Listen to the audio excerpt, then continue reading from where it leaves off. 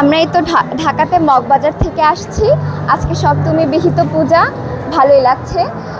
সকালবেলা অঞ্জলি দেওয়া হয়েছে, এখন এই পূজা দেখে চলে যাচ্ছে। আমরা আবার সন্ধ্যা পূজায় আসবো যখন আরতি দিবে।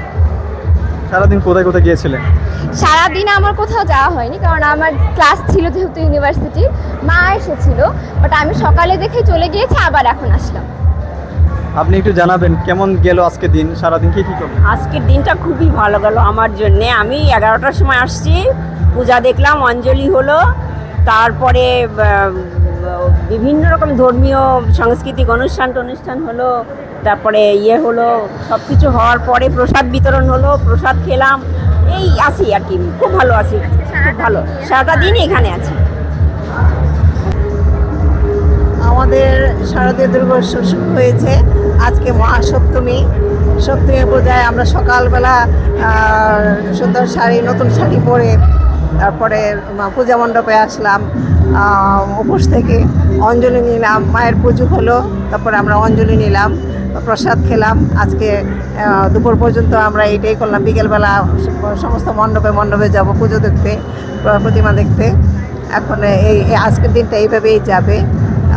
শারদীয় দুর্গোৎসব আমাদের জন্য অনেক সুখ সমৃদ্ধি বয়ে আনবে, অশুভ শক্তিকে ধ্বংস করবে, শুভ শক্তি প্রতিষ্ঠা করবে, এইটাই থাকবে আমার মায়ের কাছে প্রার্থনা। ধন্যবাদ। আপনি একটু জানাবেন সকল মিলে পরিস্থিতি কেমন, আপনার কেমন লাগছে? অনেক ভালো। আর সিদ্ধেশ্বরী মায়ের মন্দিরের দুর্গাপুজো অনেক মহাসমারোহে অনুষ্ঠিত হয়, আমরা সবাই উপভোগ করি। অনেক লোকজন ছিল, এর মধ্যে অনেক লোক চলে গেছে প্রসাদ খেয়ে, তো খুবই ভালো, আমাদের খুবই ভালো লাগছে। আপনার ফ্যামিলির কে কে আসছে?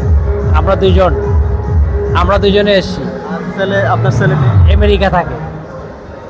হ্যাঁ, ফ্যামিলি আমেরিকা থাকে, ছেলে থেকে। তো আমরাও দুবার আমেরিকায় দুর্গাপুজো থেকে আসছি, খুব ভালো ছিল, এখানেও ভালো লাগছে। তো ঠিক আছে, ধন্যবাদ সবাইকে, শারদীয় শুভেচ্ছা। অসংখ্য ধন্যবাদ। হ্যাঁ, নমস্কার সবাইকে। আমি ঢাকা রামপুরা থেকে আসছি। আমি প্রণব কুমার মৌলিক। আমি একজন স্টুডেন্ট। আমাদের এই আজকে হলো একটা যেই শুভ দিন, আমাদের শারদীয় উৎসব। আজকে আমরা খুবই আনন্দিত আজকে সবাই। তো আর কে আছে আপনার সাথে? আমার সাথে আমার পরিবার আসছে। আমার পরিবারের সবাই এখানে আসছিল, অঞ্জলি নিচ্ছেন তারা।